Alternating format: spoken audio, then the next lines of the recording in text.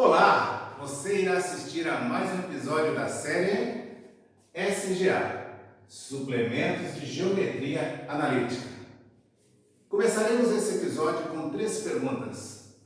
O que é um vetor? Qual é a sua notação? E como se representa um vetor? Eu sou o professor Carlos Rovelato e você, seja bem-vindo ao meu canal. Antes de respondermos essas perguntas, eu gostaria de te contar uma história. Qual foi o motivo de eu ter escolhido o termo suplementos para essa série? Então vamos lá para o Google e pesquisar o significado do termo suplemento. E depois retornaremos aqui.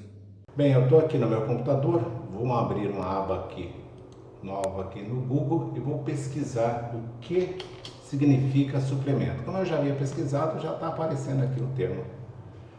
Então aqui ele me dá 2 opções e tem mais traduções. Então tem 5 significados para suplemento, que é um substantivo masculino. O primeiro é aquilo que supre, o que serve para suprir alguma falta. Suplemento de verba, por exemplo. Segundo significado, o que se acrescenta a um todo para ampliá-lo ou aperfeiçoá-lo. Suplemento de ensino.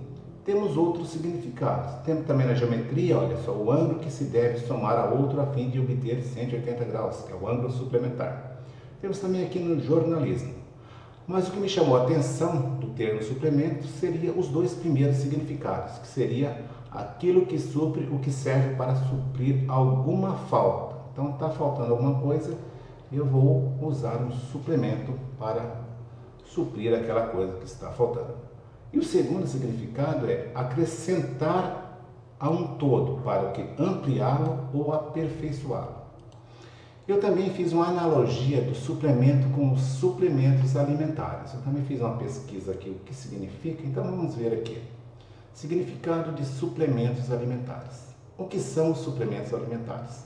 Suplementos alimentares são substâncias químicas que fornecem doses de vitaminas, minerais e outros nutrientes para complementar uma dieta alimentar. Não apenas como um complemento, os suplementos alimentares também costumam ser indicados quando um organismo apresenta dificuldade em produzir ou armazenar um nutriente específico. Então são esses termos aqui que também me chamou a atenção no termo suplementos e suplementos alimentares. Então agora eu vou contar um pouquinho da minha história sobre por que eu escolhi suplemento também. Eu sou casado, tenho uma filhinha de 4 anos, a Maria Clara, um filho de 16 anos, o Calum Carlos, e um filho de 20 anos, que é o Luan Carlos. O Luan Carlos, ele acompanha alguns canais de alguns médicos na internet. E lá esses médicos falam a respeito da importância e a necessidade dos suplementos alimentares. E ele frisa bem essa questão aqui, de que alguns organismos apresentam dificuldade em produzir ou armazenar certos nutrientes, ou seja, nutrientes específicos. E pensando nisso, e dependendo também,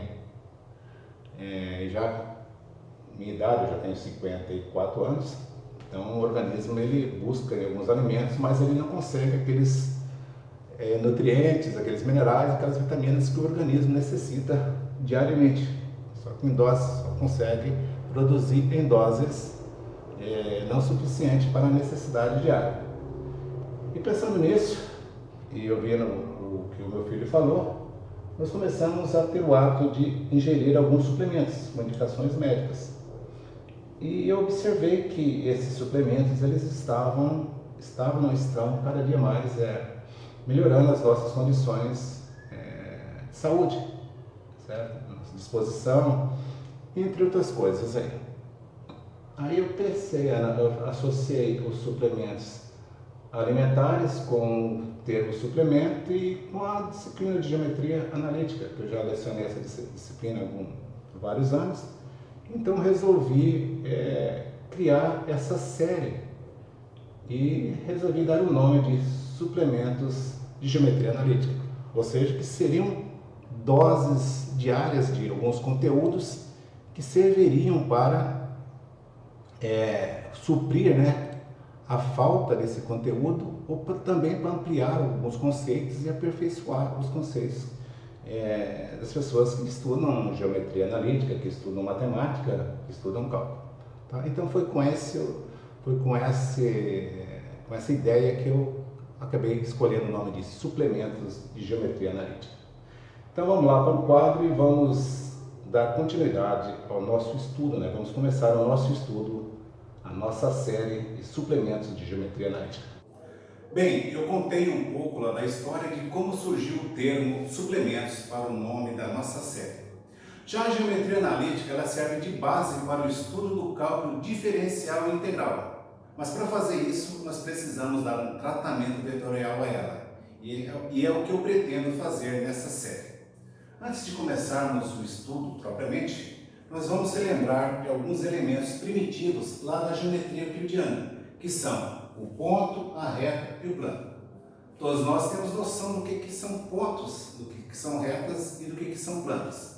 Por exemplo, um céu bem estrelado à noite, cada estrelinha daquela pode representar um ponto. Já retas poderiam ser as linhas de um caderno, o encontro de duas paredes. Os planos seriam uma parede, uma laje, um piso, um quadro, uma folha de caderno, papel sulfite, uma cartolina. Os pontos eles são representados por letras latinas maiúsculas, as retas por letras latinas minúsculas e os planos por letras gregas minúsculas. Então agora vamos ver um conceito de reta orientada. É denominado reta orientada a reta em que fixamos um sentido de percurso, utilizando uma seta. Este sentido é convencionado positivo e o oposto negativo. Damos o nome de eixo a uma reta orientada. Então vamos desenhar aqui uma reta orientada. Então nós vamos utilizar uma régua, que todos vocês já conhecem, e aqui eu vou usar um marcador de quadro branco.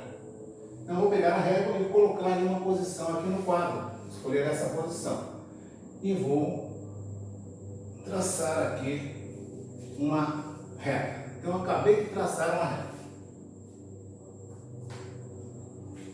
Só que a reta, ela não tem definição, mas ela continua para baixo e continua para cima infinitamente, para baixo e para cima infinitamente. Mas eu quero uma reta orientada, então o que eu devo fazer? Colocar uma seta. Ou eu vou colocar a seta aqui embaixo ou aqui em cima. Eu que determino. Vou escolher colocar aqui em cima.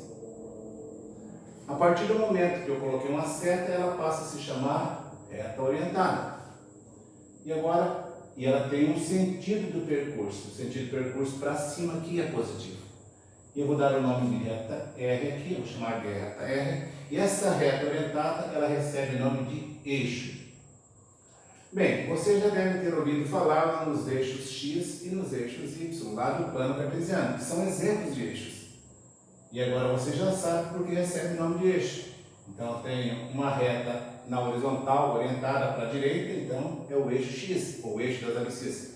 E eu tenho uma reta orientada na vertical para cima, que é o eixo Y, ou eixo das ordenadas. O encontro desses dois eixos é a origem do nosso plano cartesiano e eles são perpendiculares entre si.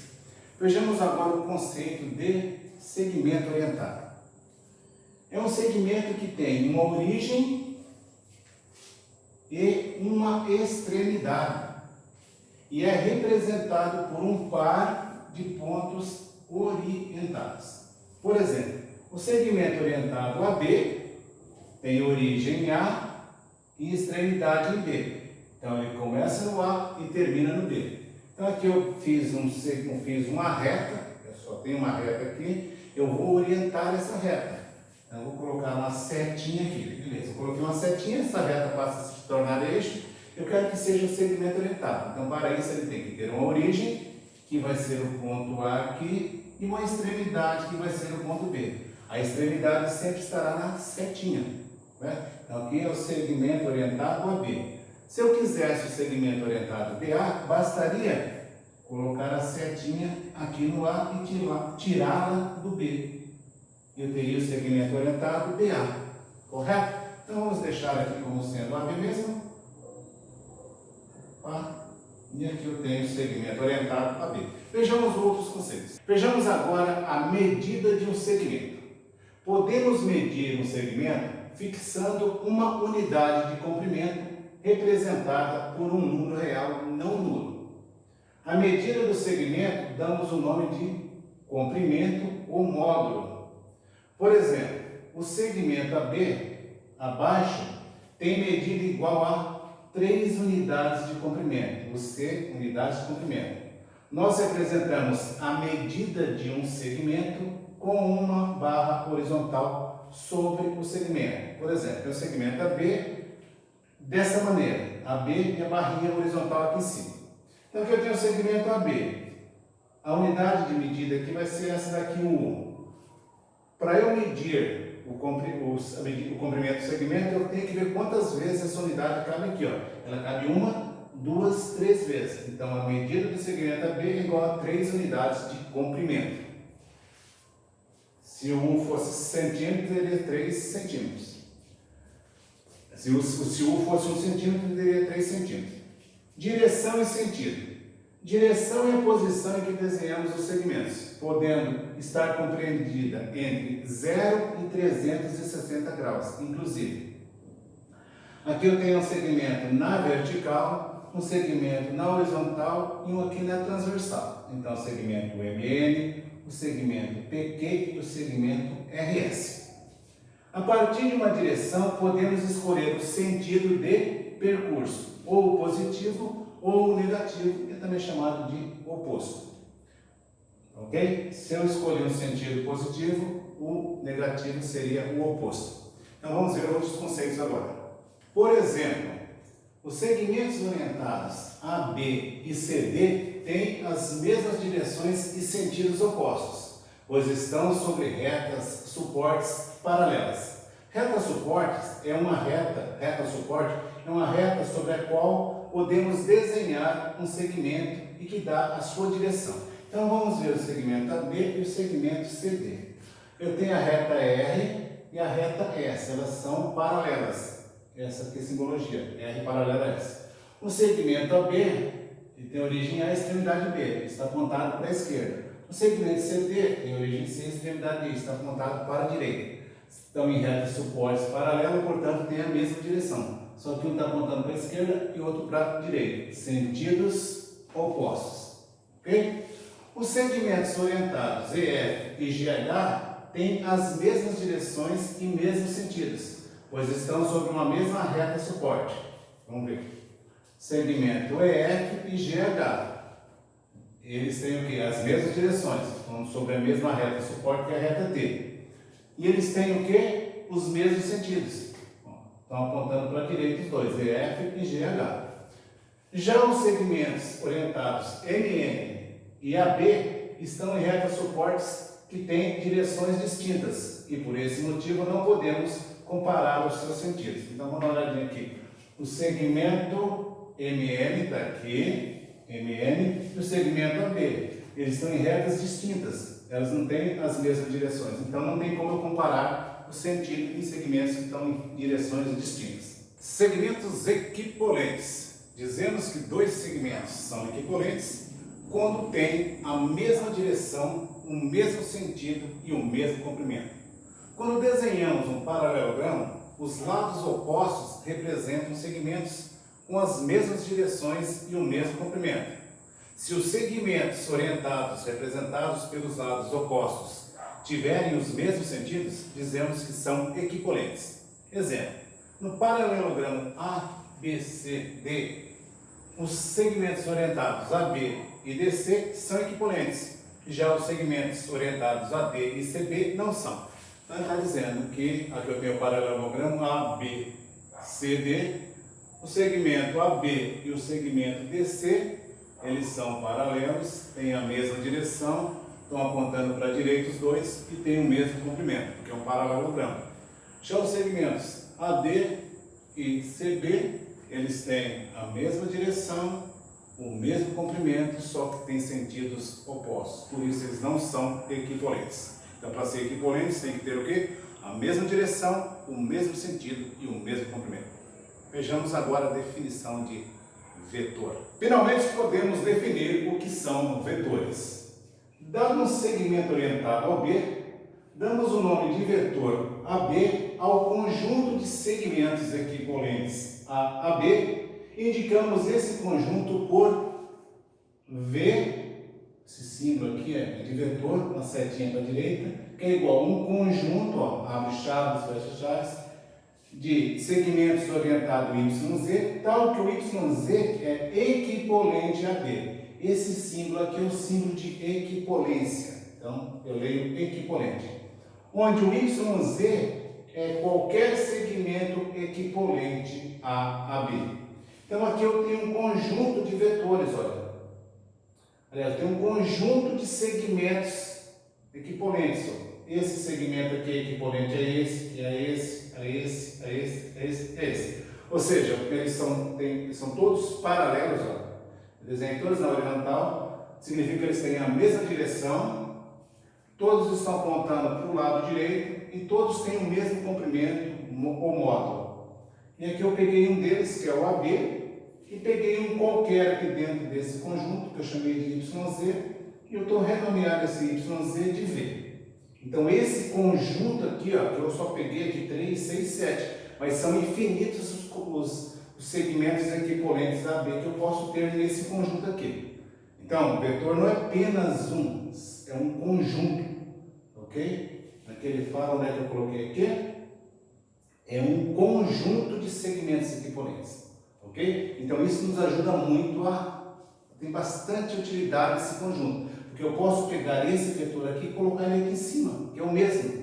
Colocar ele para cá, ou seja, qualquer posição que eu quiser desenhar no quadro aqui, eu posso desenhar, porque ele vai representar o mesmo vetor, desde que eu mantenha a mesma direção, o mesmo sentido e o mesmo comprimento, ok?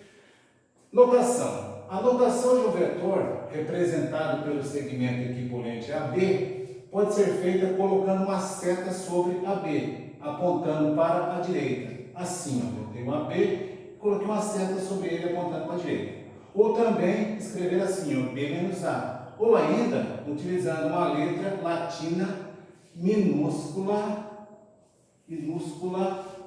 bota uma seta aqui minúscula, com uma seta em cima apontando para a direita. Assim, da maneira que eu fiz aqui, ok? Então, eu posso usar uma letra latina minúscula com uma setinha para a direita, ou usando o segmento orientado a B com a seta para a direita, e o vetor também AB é a extremidade menos a origem. Representação de um vetor.